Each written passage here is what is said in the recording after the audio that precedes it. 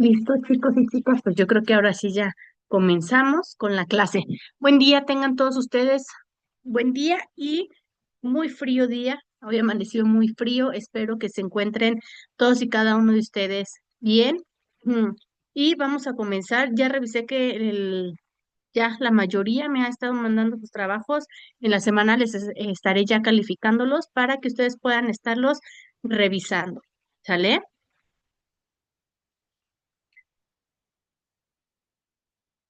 Ok.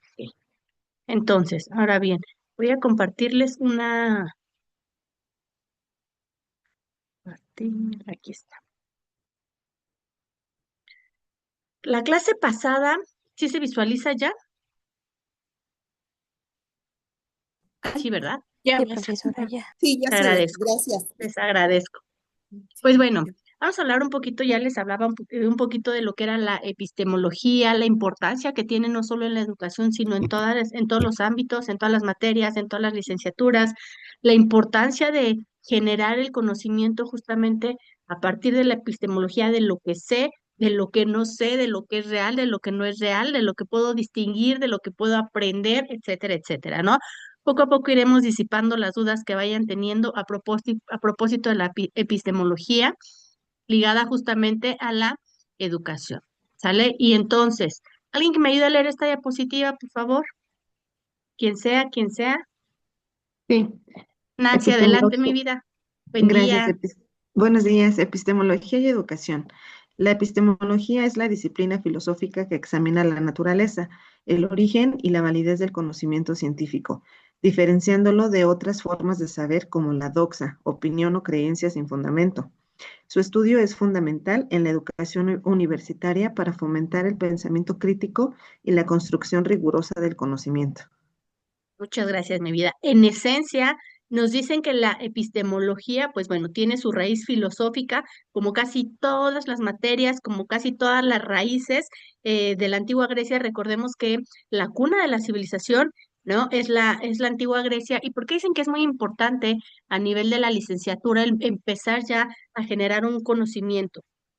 Pues bueno, en la licenciatura digamos que vamos dividiendo, ¿no? El saber y el conocimiento a partir de ciertas edades. Se supone que cuando nosotros ya pasamos justamente estas edades de la reflexión, de todo el proceso educativo que se va gestando a partir de diferentes etapas del ser humano, ya en la universidad, pues ustedes ya van teniendo este conocimiento más generalizado, van aprendiendo a distinguir lo que es real de lo que no es real, lo que es información verdadera de lo que es información falsa, y ustedes van construyendo y validando su propio conocimiento. Entonces, esta es la importancia que tiene la epistemología y justamente para todos nosotros, y su estudio va a ser muy fundamental para que ustedes puedan ir desarrollando el pensamiento crítico, un pensamiento crítico más elevado, ¿sale? Porque al final del día siempre estamos, sobre todo en el preescolar, ¿no? Decimos, es que, perdón, en el preescolar no, empezamos en la primaria, donde es importante que el alumno tenga un pensamiento crítico, que el alumno vaya así, creando su propio conocimiento a través de la experiencia, a través de la experimentación, a través de toda la teoría que nosotros bajamos, por así decirlo, para todos ellos. Pero en este caso, ustedes, maestros, van a ir seleccionando la información que a ustedes les vaya llamando la atención, que para ustedes o ustedes consideren que es importante para el desarrollo en su profesión, y cada uno de ustedes va a ir tomando lo que más les sirva de las materias, de la licenciatura y lo que más puedan aplicar en las aulas, ¿ok? Esa es la importancia que tiene la epistemología en la educación, y no solo en la educación, sino también en cualquier materia, en cualquier, estudien ustedes derecho, estudien comunicación, estudien medicina, siempre existirá la epistemología de la educación, epistemología de las ciencias sociales, epistemología de la psicología, etcétera, etcétera. Muchas gracias, mi vida Nancy. ¿Quién me ayuda con esta diapositiva, por favor? Yo, maestra. Ivette, adelante, buen día. Buenos días, doctora. ¿Qué es la epistemología? La epistemología es la rama de la filosofía que analiza la naturaleza, el origen y la validez del conocimiento. Examina cómo se construye y justifica el saber. especialmente el científico, investigando sus límites y alcances. Es crucial para comprender la fiabilidad de nuestras creencias y métodos de investigación. Gracias. Ay,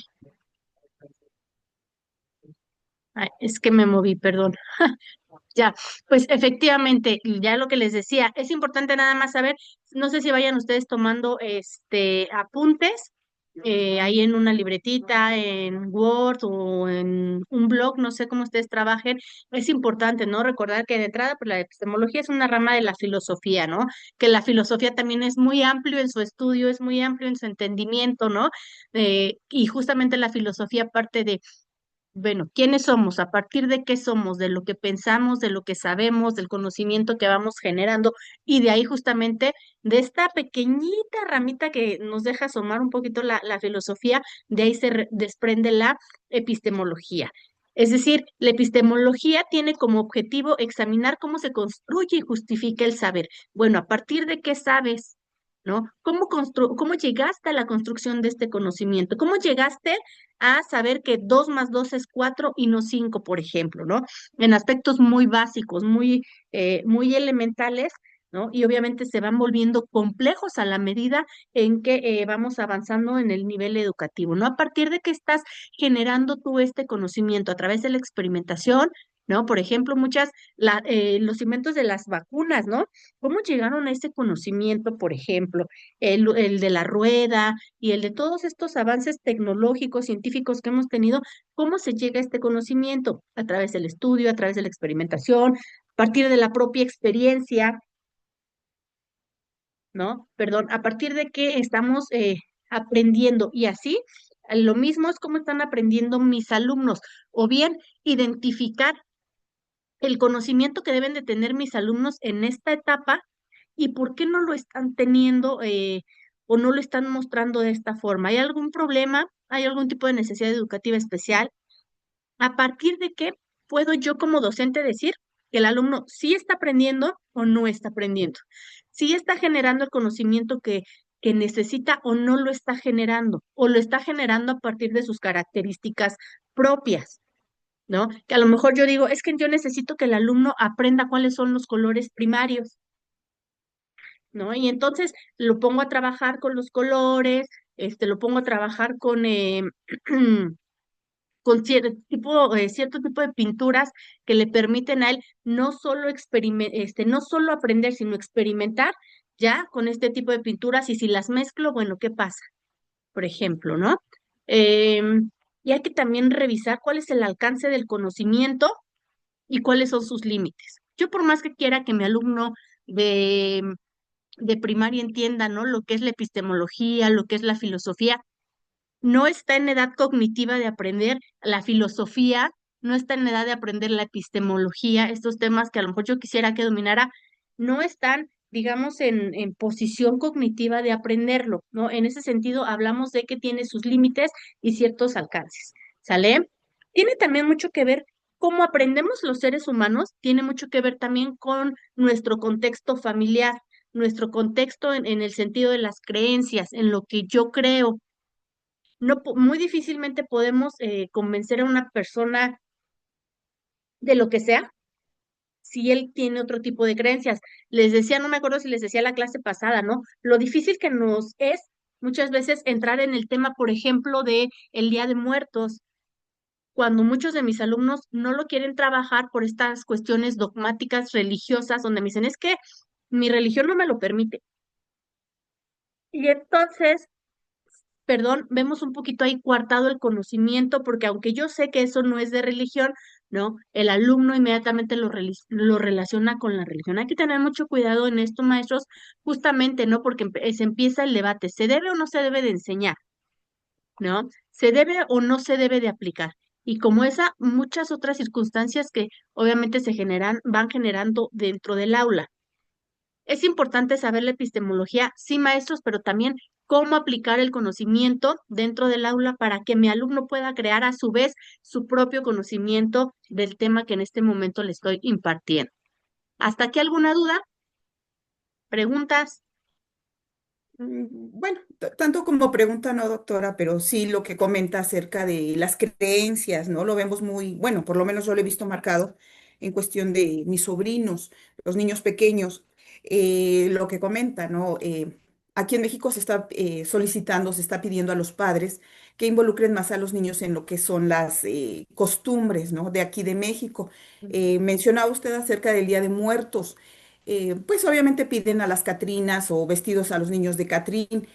Cuando mi sobrina pues quería ir de calabacita y hubo ese pequeño roce con la profesora por parte de mi cuñada, que decía, bueno, es que si mi hija quiere ir de calabacitas, dice, sí, pero recordemos que Halloween es de allá y nosotros aquí es, pues otra cultura, ¿no? Que entendiera. Total, tuvo que Ujú. ceder porque era parte de la calificación y tuvo que ir mi niña vestida de Catrina. Fíjate qué interesante comentario, te voy a decir por qué.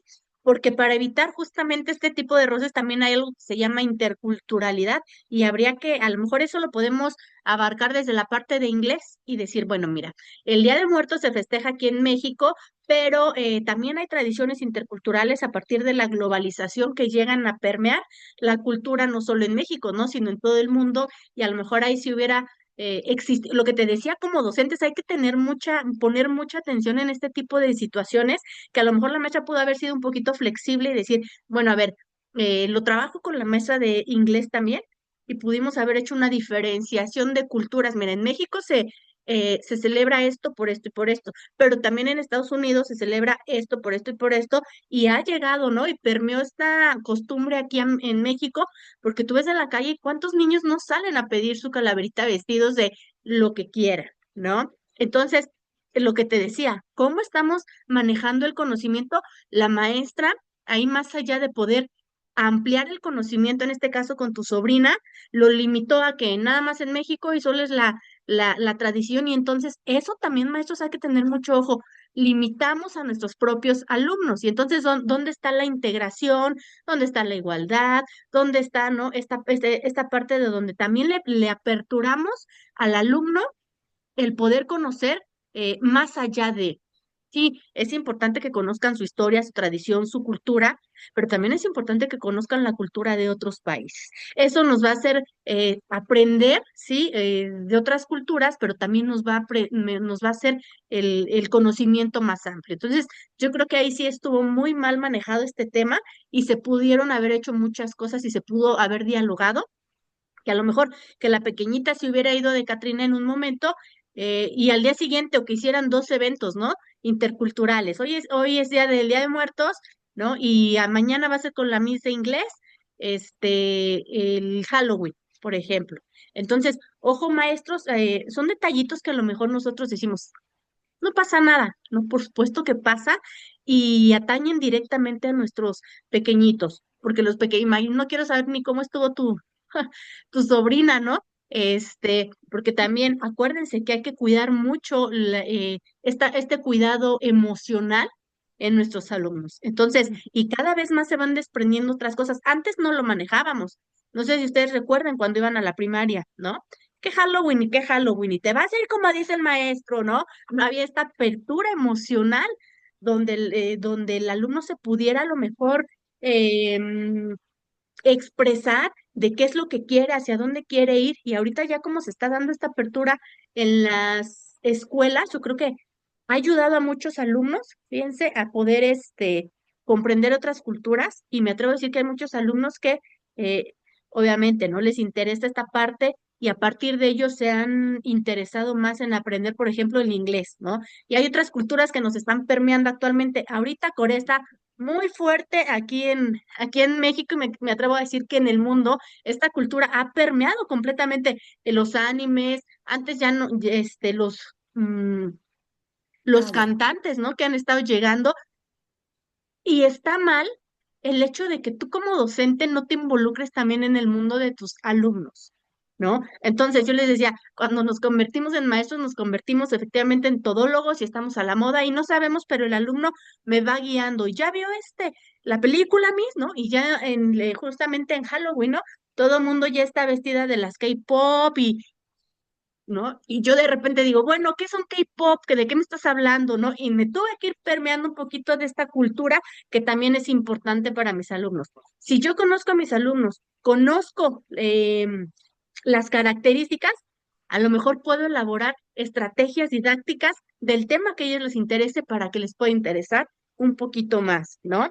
Esa es mi perspectiva, maestros. Cada uno de ustedes irá teniendo por ahí o irá diseñando sus propias estrategias didácticas a su forma, a su modo, que les permitan el conocimiento generalizado y amplio de los pequeños, ¿no? Por ejemplo, cuando estuvo de moda capibara, y entonces ya de repente en los materiales didácticos ya era, a ver, ponle el capibara en la tabla del 2 y el capibara en la tabla del 7, ¿no?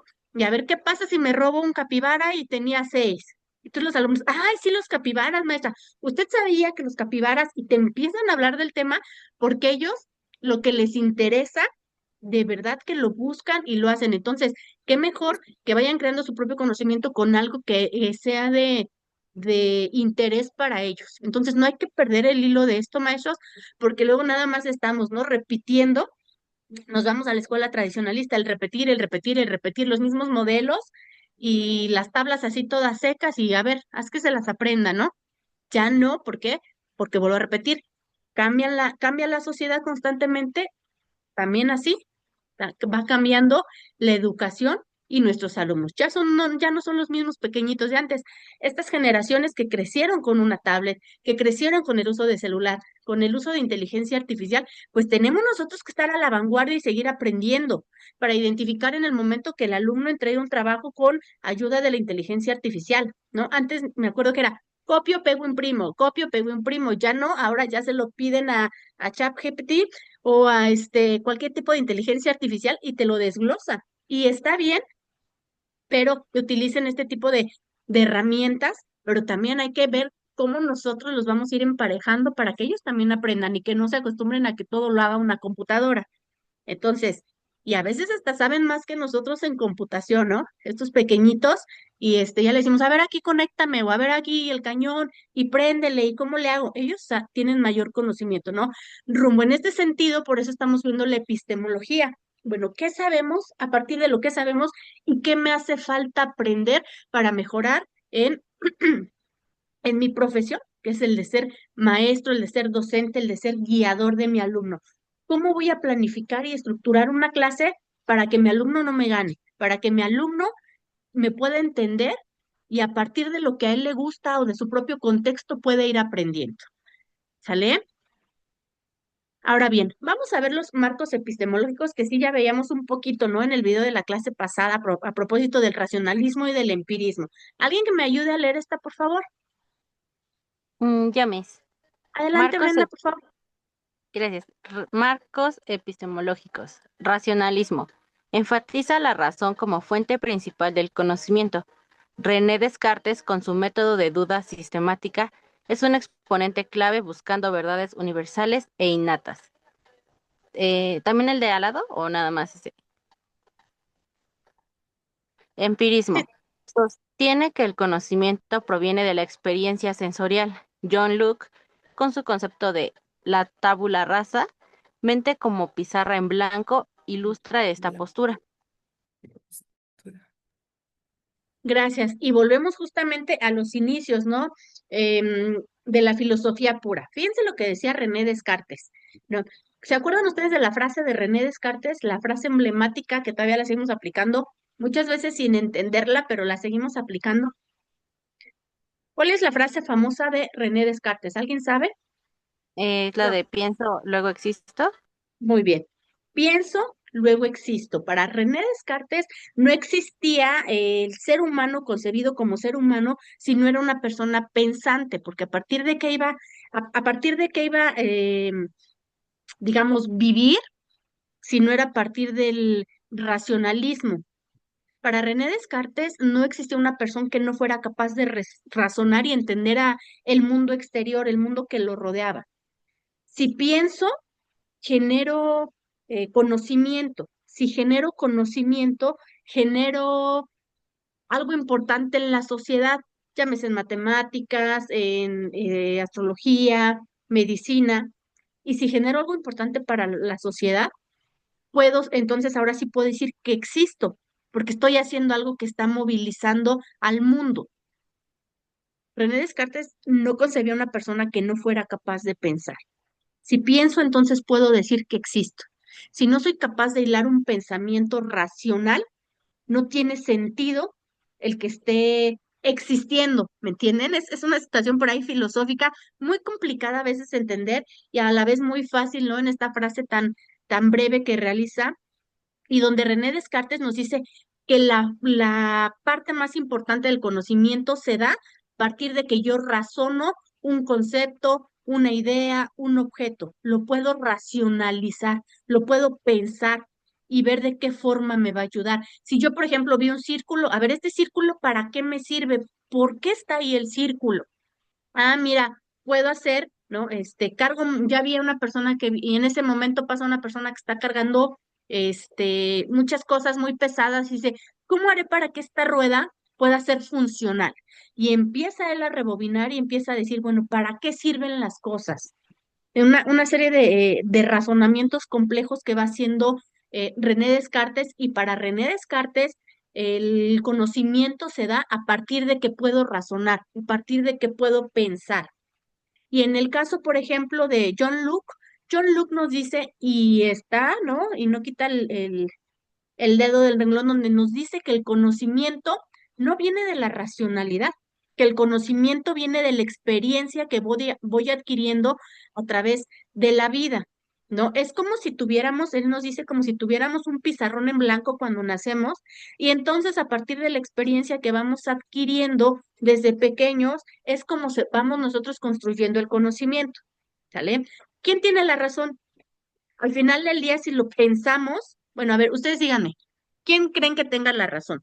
¿René Descartes o John Locke en el cuestionamiento del conocimiento?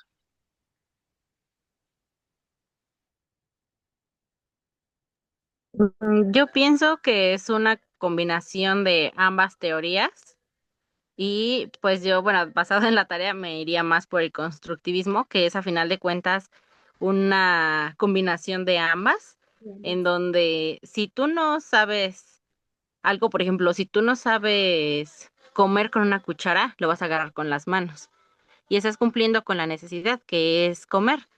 Sin embargo, no es tal vez la forma correcta porque puede haber gérmenes o etcétera, ¿no? No tanto por, ay, está comiendo con las manos, no, sino que a lo mejor, no es lo más saludable para ti. Y si alguien no te enseña a comer con una cuchara, pues tú no vas a saber cómo. A lo mejor la diferencia aquí sería, alguien te enseña a comer con la cuchara y tú decides con qué dedos te acomodas mejor para sostener mejor ese artículo y al final de cuentas cubrir esa necesidad. Claro, y sí, y como docentes tenemos justamente que empezar a ver a partir de en qué momento va a ir aprendiendo mi alumno, porque todos los seres humanos tenemos ciertas etapas del conocimiento. ¿Cómo aprenden nuestros pequeñitos del kinder? ¿A través de qué? Jugando, experimentando. Es correcto. Entonces, en el kinder podemos decir entonces que se da el empirismo, ¿no? Porque a partir de la experimentación es como ellos van aprendiendo a qué sabe la tierra, ¿no? Se come la tierra. Guácatela, sabe feo, ¿no? No, no, la tierra no se puede comer, por ejemplo, ¿no? ¿Qué pasa, si me aviento de aquí a acá llegaré? No, pues ya el niño ya no llegó, nada más rompió su pantalón o la pequeñita y se raspó la rodilla. No, no llego, ya lo aprendí, por ejemplo, ¿no? ¿Qué pasa si le saco mucha punta a mi lápiz, ¿no? O quiero estar ahí. Ah, mira, pasa esto. Entonces, todo el conocimiento o el mayor conocimiento que se gesta justamente en esta etapa del preescolar va a ser el empirismo, a través del empirismo. Y antes, un poquito antes, obviamente también. De hecho, ¿no? El recién nacido empieza a aprender, ¿no? Que además ya también son aspectos sensoriales que el bebé tiene, que si tiene hambre, pues no puede hablar. ¿Cómo se comunica el bebé? ¿Qué hace el bebé cuando tiene hambre? Pues llora. Llora, ¿no? Mamá me va a hacer caso. Necesito que mamá me hace caso. Cuando tiene el pañal mojado, lo mismo. cuando tiene sueño, es la forma de comunicación del bebé. Es decir, desde ahí ya aprende que tiene que dar un estímulo para que mami pueda estar pendiente de lo que necesita el recién nacido, ¿no? El bebé, por así decirlo, ¿no? Empieza a aprender al gateo, por ejemplo, esta parte motriz del infante, ¿no? Empieza a gatear. No todos los bebés gatean, cabe destacar. Ya lo irán viendo, también es parte de otra materia que por ahí van a ir teniendo.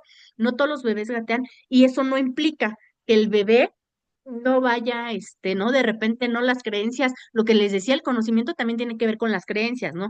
Es que tienes que poner a gatear al bebé porque si no, no va a coordinar, el bebé no va a aprender a recortar, el bebé no va a aprender esta parte de la coordinación. Entonces, no se puede saltar el gateo y entonces el conocimiento que yo creo tener, las creencias que la abuelita cree tener, que a veces sí funcionan y a veces no tanto, también están permeando justamente los usos y las costumbres en el conocimiento que se va adquiriendo, por ejemplo, ¿no? Y se guardan de generación en generación, aunque vayan cambiando las épocas, aunque vayan cambiando los contextos, hay todavía conocimiento de la abuela, de la bisabuela, que todavía tenemos muy presente y forman parte de nuestra esencia del mexicano. Por ejemplo, ¿qué decía la abuelita que te tomaras si te dolía el estómago? Té de manzanilla El té de o té de manzanilla, boldo, O ¿no? coca con limón. Ay, exacto. ese O no si me tocó. tenemos gripa, o si tenemos gripita, ¿qué tomamos? La receta de la abuela, ¿qué tomamos? O tenemos Tequilina Miel, con limón. miel con miel. limón. No, eso ya sería interesante probar a ver si es cierto. Y Bueno, más fíjate que sí me gusta mayorcitos. tu idea. Y no, ¿y qué te decían? Y justamente del tequila, y te decían, y ponle tequila en los dientes porque le da comezón y le tienes que tallar el dientecito con el tequila, ¿no? Ya le estás dando el tequila al bebé porque le daba comezón y con eso se le quitaba. Entonces, todo esto, aunque no lo crean maestras, también forma parte del Del conocimiento del que conocimiento. nosotros nos Sí. vamos creciendo y lo vamos teniendo como muy en cuenta, ¿no? Y que no se le salte el ombliguito y ponle la moneda y ponle y fájalo, ¿no? Y cosas de este tipo que todavía siguen muy vigentes, ¿no? Sí. Siguen muy, muy, muy vigentes y muy arraigados no solo pues sí, en nuestros alumnos, y porque es importante también conocerlo, porque también a la familia, porque forman parte muy importante del crecimiento y desarrollo de nuestros alumnos, ¿vale? Y efectivamente, yo también creo lo mismo, maestras, que tenemos que estar empatando, ¿no? Tanto el racionalismo como el empirismo para llegar al constructivismo, y esto tiene que ver con las etapas del ser humano. No siempre somos racionales, no siempre somos empiristas, no aprendemos de nuestros errores a partir del empirismo, ¿no? Ya está la maestra que regresó 10 veces con su ex y no aprendió, ¿no? Esta parte a través de la experiencia, maestras, ¿no? Un ejemplo vago y burdo, pero ahí estamos, ¿no? El alumno ya sabe que si no hace la tarea, pues a lo mejor no va a salir al recreo. O si no hace la tarea, pues no va a obtener un 10. Entonces, tenemos que aprender, fíjense, fíjense, yo lo veo así, ¿no? El alumno aprende sí del empirismo porque posteriormente utilizó el racionalismo. Fíjense que yo tenía un alumno que me decía, maestra, ¿por qué saqué 9 en su materia? Si yo soy muy participativo, yo soy una persona que genera conocimiento. Yo le decía, efectivamente, pero ¿qué crees? Que en uno de tus trabajos no le pusiste portada. Y entonces, cuando hago la evaluación, pues efectivamente, el hecho de no poner una portada, te falló. Y no me dijo nada. El día que nos despedimos del cuatrimestre, me decía, es que maestra, les decía, no a sus compañeros. Yo le decía, ¿cómo es bien, bien porque puro 10, ¿no? ¿Cómo es posible, maestra? No puedo creer lo que saqué 9 porque no le puse portada a un trabajo. Dice, ¿y sabe cuándo más voy a dejar un trabajo sin portada, maestra? Nunca, nunca voy a hacer un trabajo sin portada. Tuvo que aprender a partir de la experiencia que le pasó, lo pudo racionalizar y me atrevo a decir que este alumno jamás va a entregar un trabajo sin portada. Así aprendemos, así aprenden nuestros alumnos. Y aunque estemos muchas veces en contra del método tradicionalista, sí funciona. sí funciona y también es importante llevarlo a cabo en nuestras aulas. Sí, Beth, adelante. Bueno, esta es una duda que tengo. He observado, sobre todo en sobrinos, que buscan o pelean mucho el 10 ahorita que lo comenta de su alumno, que es un alumno de 10. em, y realmente es tan bueno el que sean alumnos de 10 porque veo que más bien es como una buscar o alcanzar o llegar al 10 pero realmente están aprendiendo, realmente es bueno. Bueno, lo pregunto, doctora, porque nunca fui alumna de 10 bueno, excepto en inglés, pero siempre para mí fue el 8. Para mí, ya tengo el 8, con eso tengo, y yo era feliz, o sea, yo realmente fui feliz con eso. Este, y no, siento que no me afectó el no haber llegado al 10 o quizá haberme esforzado como otros compañeros a llegar a ser, no sé, el alumno excelente. Para mí no tenía relevancia. Digo, bueno, o sea, estamos igual, estoy en el aula, aprendo, este, y nada más. Tuve una profesora que me decía en sociales, era maestra era ella, abogada, y me decía, Ivette, tiene usted mucha cabeza, necesito que se esfuerce. Le digo, sí me esfuerzo, pero si o sea, yo no persigo, para mí no es importante ser alumno de 10. ¿Por qué? Porque observé compañeros que eran alumnos de 10 y compañeras que eran muy buenas en la escritura, en investigar, en hacer trabajos, en entregar todo. Había una cosita pequeña que sí observé en ellos, porque empezábamos ya con las exposiciones, que tiene uno que pararse al grupo, dar el tema y pues un poco mucho también defenderlo, ¿no? Lo que yo estudié, lo que yo investigué, lo que estoy exponiendo a mis compañeros al grupo. Ya no podían.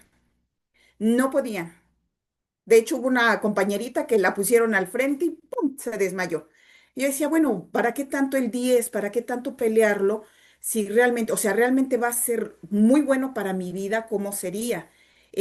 Ahorita ya en este nivel, con estos años, sí, una de las doctoras, del cuatrimestre pasado me dijo, Ivette, hay que esforzarse para llegar al 10 porque empezamos con el 10 y ahora si falta lo que comentaba, una portada es un puntito menos, si no entregamos en tiempo y forma es un punto menos, cositas así yo le comenté. Creo que para mí no es tan importante el 10 sí, me dijo ella, sí, sí es importante, porque al final de la carrera, a qué, bueno, a qué docente van a contratar, al docente que trae excelencia en sus calificaciones o al docente que tiene calificación regular. Me quedé pensando, por eso quería yo preguntarlo, doctora, ¿cuál es su opinión?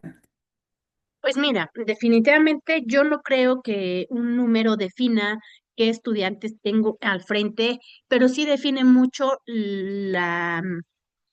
esta parte de qué tan constante es el alumno, qué tan decidido es en hacer un trabajo, qué tan responsable. Un número no mide quién eres, definitivamente un número no mide quién eres, pero sí mide qué tan responsable eres, sí mide tu capacidad para poder entregar, ¿no?, un trabajo en tiempo y forma. Y me atrevo a decir que esta medición va teniendo características diferentes conforme vamos avanzando de grado. ¿Sale? Acordémonos, en preescolar no hay una evaluación con números cuantitativa, más bien es una evaluación cualitativa. Al final del día, la Secretaría de Educación Pública dice, mira, ¿no? Y es que hay muchas lagunas que yo puedo observar en cuanto a nuestro sistema de educación pública, donde nos dice, mira, necesito que el alumno cree su propio conocimiento y eso es lo más importante. Pero por otro lado me dice, es que tienes que medir el conocimiento. ¿Cómo lo mides? En números. ¿Cuánto sacó en el examen? Nosotros al final del día, ¿cómo nos evaluamos? Siempre en exámenes. Un examen me va a decir lo que tú vas aprendiendo o lo que no vas aprendiendo. Yo no creo, y te voy a ser muy honesta, que una calificación definitivamente nos diga quiénes somos o cómo somos, pero ya cuando estamos en la licenciatura estamos obligados a competir por un puesto, a competir para que el trabajo me lo den a mí. Si soy abogado, tengo que competir para que el caso me lo den a mí y no al de enfrente. ¿Cuáles son mis credenciales? Por desgracia es la forma actual en la que estamos, digamos, clasificando a los profesionistas porque somos muchos. Somos muchos y a ver, bueno, esta universidad prestigiosa, por ejemplo, el TEC de Monterrey, ¿no? A ver, ¿qué tipo de docente busca? Definitivamente que tenga 1000 credenciales, 1000 maestrías, 1000 doctorados, ¿no? ¿Eso qué me dice? No me dice que yo sea una buena estudiante, me dice que soy perseverante y que soy capaz de aprender lo que sea en cualquier momento. Es lo único que me dicen mis credenciales. No me definen como persona, no me definen tampoco como docente, porque a lo mejor mis credenciales dicen una cosa, pero a lo mejor en la práctica soy otra cosa. En la práctica docente no es lo que se esperaba de mí. O a lo mejor soy de estas maestras, ¿no? Que me hubiera sentar, a ver, lean de la 1 a la 20, contesten de su libro la 40 y vámonos, ¿no? Y tengo maestrías, y tengo doctorados, y tengo, entonces, no lo define, pero al final del día es una forma de estar entresacando, si lo quieres ver, a los maestros. Ah, mira, este tiene más papeles, este tiene más cosas, este tiene, ¿no? Ese tuvo un promedio general, te vuelvo a repetir. No me definen como persona, pero sí es este plus que en la competición vamos a hacer. Y estos alumnos seguramente están muy acostumbrados a competir. O en casa, papá o mamá, y si no me sacas 10 ya vas a ver cómo te va. Y no te compro tu iPod, y no te compro, ¿no? Entonces el alumno se empieza a presionar de este modo pensando que a lo mejor el 10 es lo que vale. Mi valor se da en el número y ahí tiene mucho que ver también con trabajar con nuestros alumnos esta parte emocional, de decir, espérate, ¿no? No te frustres tampoco, hay veces en las que vas a perder, hay veces en las que vas a ganar, solamente trata de dar lo mejor de ti. Y también, ojo maestros, con esto que justamente acaba de decir, Ivette, ¿cómo evalúo yo a mi alumno? Si yo veo que mi alumno es muy lento trabajando, es muy lento, trato de que trabaje lo más pronto posible, pero es una característica propia del alumno. Y si yo les pedí 10 sumas a todos y el alumno me hizo 5 sumas, pero las realizó correctamente, el alumno sabe sumar, yo lo único que quería es que el alumno aprendiera a sumar. Y el alumno en estas 5 operaciones me demostró que sabe sumar correctamente. No veo necesidad de exigirle el 10 operaciones cuando sé que no me las va a hacer, que al resto de los demás que sé que sí me las van a hacer. Entonces, ¿cómo evaluamos? No podemos evaluar siempre igual. Yo a él le pondría 10 igual que al que me entregó las 10 operaciones bien hechas. Y esto tiene que ver, maestros, justamente con esta parte de la evaluación, cómo evaluamos. Fue un tema de pugna durante muchos años de cómo evaluamos, qué tipo de evaluaciones hacemos. A partir de rúbricas, listas de cotejo, ¿qué haces tú para evaluar? Y entonces, si yo veo una evolución en el niño, a lo mejor un niño lee 100 palabras por minuto y tengo a un niño que lee 30 palabras por minuto. Y al siguiente, estoy trabajando con él y al siguiente mes el alumno ya no me lee 30 palabras por minuto, ya me lee 60. Y el alumno de las 100 palabras me sigue leyendo 100 o 120. ¿Cómo evalúo? Evalúo a través del aprendizaje continuo del alumno individualmente. No puedo evaluar por número de palabras. O sea, no es como que les ponga 5 si tienes de 30 a 40 palabras en un minuto. O sea, tampoco. Ya vi el progreso de mi alumno que pasó de 30 palabras a 60 a partir de su evalúo. Y para mí es un logro obtenido de este pequeñito o de esta pequeñita porque va aprendiendo. Y no estandarizar las calificaciones. Entonces, así es como se debe de evaluar. Acuérdense, evaluamos a partir de las características propias del alumno y no generalizo. Cuando hago un examen, entonces sí, cuando son, por ejemplo, preguntas cerradas, evalúo, ¿era A o era B o era C? No hay más respuestas, pero sí puedo ir evaluando el progreso de mi alumno de forma independiente, ¿sale? Y no de forma generalizada. Entonces, un número al final del día para mí no importa, pero allá afuera en la competición importa e importa mucho. ¿Por qué? Porque al final del día, vuelvo a repetir, así es, estamos en México, en este contexto donde el que tenga una mayor calificación, el que tenga mayores credenciales, va a ser la persona que al final del día obtenga un puesto allá afuera, ¿no? Y velo en los procesos de UCICAM, que por cierto, ya está la convocatoria para quien ya se quiera meter para nivel media superior, ¿no? Donde te dicen, bueno, Si tienes licenciatura, vas a ganar tanto. Si tienes maestría, vas a ganar tanto. No, pero si tienes un doctorado, vas a ganar tanto. Si tienes estas especialidades, a mí me interesan tus especialidades. Si tienes estos cursos, pues te van sumando estos puntitos, ¿no?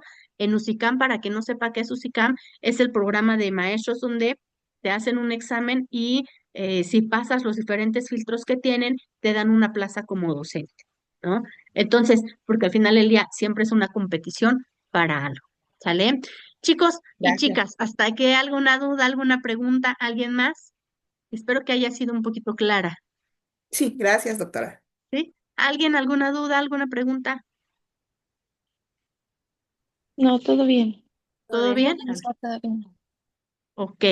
Y entonces, maestras, por eso les digo, hay que tener maestras y maestros, hay que tener muy en cuenta, ¿no? Em, Justamente, ¿qué voy a evaluar? ¿Cómo voy a evaluar el conocimiento del alumno?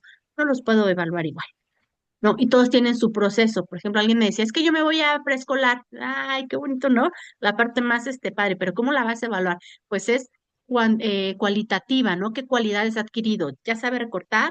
¿Sabe manipular? ¿Cómo va su motricidad fina? ¿Cómo va su motricidad gruesa?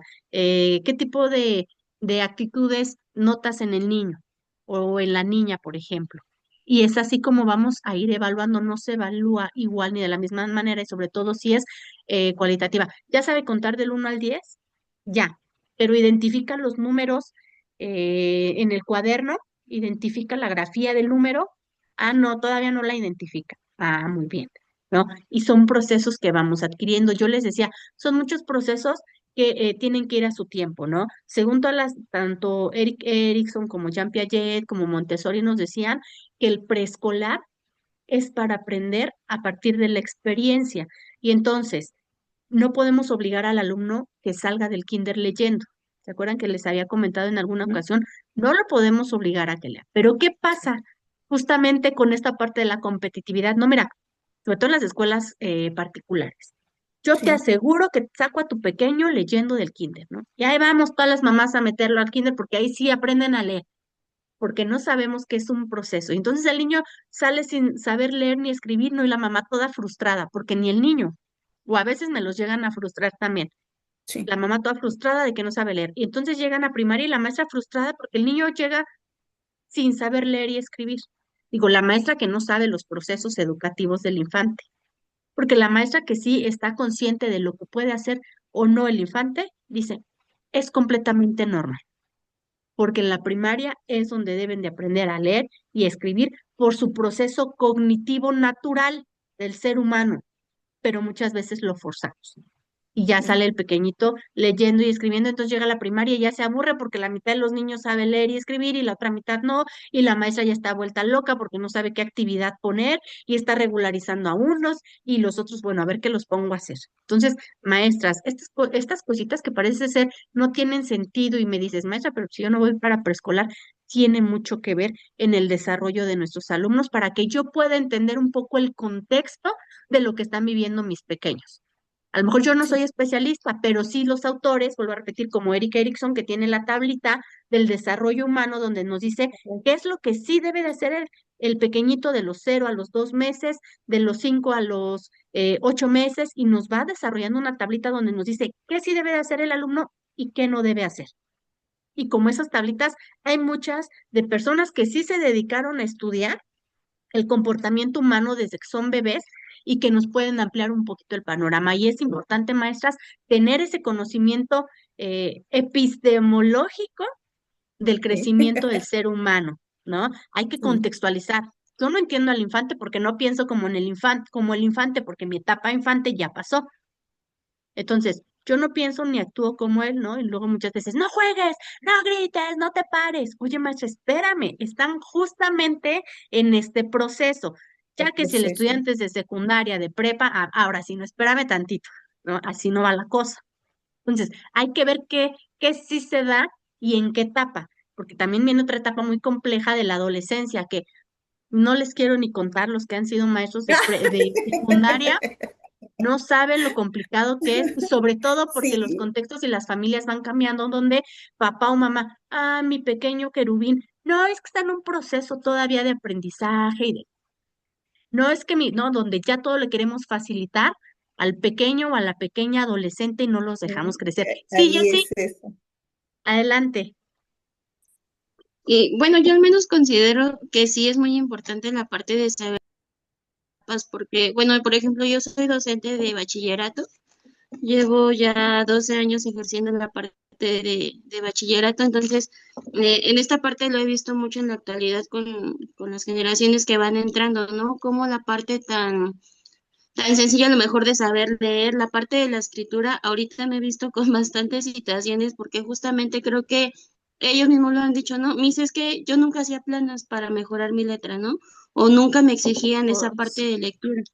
Entonces, realmente ahorita la parte de la educación ya a nivel bachillerato, pues sí veo yo esa parte, ¿no? De cómo es importante sí saber llevar la parte de los procesos para que justamente lleguen a una etapa donde se puedan desarrollar.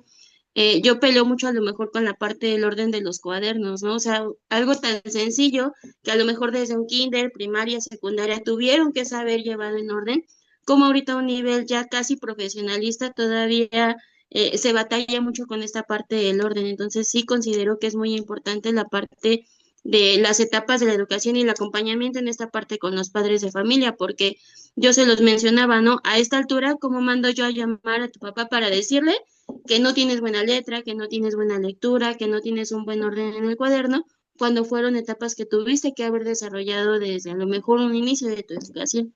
Entonces sí es muy cierto la parte de saber llevar el orden de las etapas de crecimiento en el ámbito educativo. Y que todavía cargamos, Jessy, con este rezago educativo. En Sí, comparación a otros países, tenemos, déjenme les digo que tristemente en países, por ejemplo, como Japón, China, Canadá, tenemos un atraso de 35 años en la educación. Yo les decía, es que aquí en México les estamos pidiendo hacer, a ver, hazte tu volcancito, ¿no? Ahora sí que ya te la sabes, ¿no? Tu volcancito, tu aspirina y tu colorante, ¿no? Cuando en países, por ejemplo, como en China, en tercero de primaria, ya les están enseñando a realizar su propio robot, ¿no? Ya les están enseñando a realizar sus propios proyectos robóticos, informáticos, donde en otros países, pero fíjense la diferenciación, maestras, que por ejemplo, en países como China o Japón, los primeros no recuerdo si 2 o 3 años educativos, no les enseñan nada de lectura, nada de escritura, nada de números. A ellos les enseñan primero la ética, la moral, los valores y el Los valores. quehacer día a día. Ponte a barrer, vas a cocinar, apréndete, ¿no? La filosofía justamente de los valores de Sócrates, Platón, ¿no? Y cuáles son los valores que imperan. Eso les enseñan los primeros 2 o 3 años Sí. de educación en esas escuelas. Y tú dices, ¿y cómo van más adelantados si en tercero apenas les están enseñando a leer y a escribir? Ah, pues es que, ¿qué crees? Que ellos ya valoran el conocimiento porque ya Sí, aprendieron a parece. valorar las cosas. Y los niños es impresionante cómo ellos recogen sus cosas, ellos barren su lugar, ellos son muy aseados y esta parte que tú dices, Disciplina. bueno, ¿no? La disciplina, la responsabilidad y el respeto por los demás. Si respeto Sí. a mi compañero, imagínate el respeto que se le da al docente. Hace algunos años, ¿no? Un diputado japonés se quedó dormido en la conferencia que se está dando, digamos, en la Cámara de Diputados.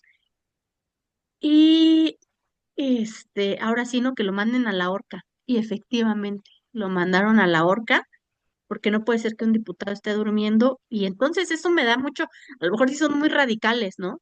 Pero eso me da un panorama amplio en cuanto a la educación, de por qué sí es exitosa la educación en nuestros países, y aquí de repente nos sentimos muy mermados, porque como decía Jessie, es que también papá y mamá no los obligan.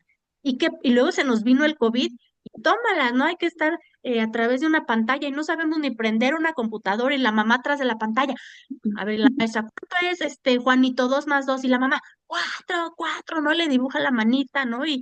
Y entonces eso ha permeado, también hay que decirlo, el hecho de que no lo digamos no es como que, ay, ya desapareció, está ahí donde mamá o papá hacen la tarea, donde mamá o papá, es que pobrecito de Sí, mi hijo, de mi hija, se va a y- saturar, se va a frustrar, ¿y cómo va a vivir frustrado? Y entonces ya necesitamos el psicólogo porque y ya es una parte emocional. Entonces, eso habría que definir también, ¿no?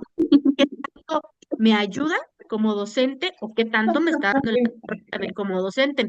Y no me lo van a creer, pero justamente lo que dice Jessie, yo soy maestra de universidad, ya tengo algunos añitos en la universidad y no copio, pego, imprimo, copio, pego, mando a plataforma. Y luego me ponían a mí otros apellidos que no eran los míos y digo, bueno, ¿no? O luego, ¿saben qué hacen? Me mandaban la foto del cuaderno, ahí todo mal hecho, su mapa, y ahí está mi mapa. Y yo, pero es licenciatura, o sea, si sabes cómo es un proyecto y todo. Maestra, ¿por qué saqué 5? O sea, todavía me preguntan por qué sacó 5. Y yo, pues te vas a dedicar a ser maestro. ¿Tú aceptarías este trabajo como no docente? se exhiba, doctora. Y esto es lo que a lo mejor a mí me preocupa un poquito más, porque somos docentes Sí. y tiene mucho que ver en tiempo, cómo entrego un trabajo, cuánto tiempo le dedico, ¿no? Esa es ahí la situación. Pero bueno, ¿alguna duda, alguna pregunta? No, todo muy bien explicado. Yo levantaba mi mano, doctora, porque también hay esta situación, ok, trabajamos con alumnos. Los papás es otro caso, un punto y aparte, porque también se ha observado que hay mucha presión de que los padres, atrás de los niños, quieren la excelencia, quieren el 10. Si no tienen el 10 o baja el rendimiento del alumno, de la alumna, empiezan bueno, la rebatinga con los docentes. ¿Por qué lo sacó? ¿Por qué? Si él cumple, él viene, él hace, yo pago. Sí, sí, hay esa situación, sobre todo con papás. Efectivamente, mira, yo ahorita también estoy dando clases en una secundaria y entonces llega la mamá, que porque su criatura bajó de 10 a 7. Entonces yo le decía, pues es que revísele los trabajos y no, y para colmo su mamá es maestra. Digo, usted sabe que yo no puedo, no, como maestros no podemos regalar calificación. Su pequeña hija, pues bueno, está platicando, no me entrega los trabajos, me los entrega a destiempo, le di tres, eh, 3 semanas para entregarme de la página 10 a la 12 y no me la ha podido entregar. Entonces, señora, ¿y qué hacemos? ¿No? Y la mamá muy preocupada porque ella quiere 10, siendo maestra quiere 10 y no está consciente de lo que puede llegar, los alcances de su hija o no. Y me decía, pásame su correo para estar en contacto con usted, ¿no? Sí, con mucho gusto. Veo más preocupada a la mamá que a la pequeñita por este 10, ¿no? Que a lo mejor tú decías, pues ya saqué 7, ¿no? A lo mejor eso a lo mejor ahorita me pegó la adolescencia, estuve platicando, no sé, diversos factores que pudieron haber ocurrido y la niña como si nada y la mamá, es que ¿por qué? ¿Por qué, Fernanda? Explícame por qué no tienes el 10. Y yo no casi ahí, ¿no? Le pegaba a la pobre, yo, pues es que es un proceso y necesito que usted nada más me ayude a que entreguen tiempo y forma nomás. Ellos llevan su agenda, ellos llevan esto, ellos llevan el otro. Fíjense que ahí español se divide en 3 rubros, que es lectura, sus libros AMCO y ortografía y gramática. Los pobres llevan como 6 libros nada más de español, ¿no? Yo les decía, bueno, la exigencia y este plus que te dan las escuelas particulares, de mira, si estás conmigo va a salir súper bien, no, ni en la licenciatura salen así casi casi, ¿no? Entonces, es esta parte que también hay que saber hasta dónde presionar y exigir a los alumnos. Están en una etapa muy complicada como para que venga todavía yo y decirle, tienes que hacer esto y esto, y ahora hoy lectura y mañana ortografía. O sea, cálmate, son procesos, lo que te decía, hay que entender los procesos y lo que del ser humano, y lo que me extrañó mucho fue que la mamá es maestra y debería de saberlo, debería, ¿no? Debieron haber enseñado el proceso.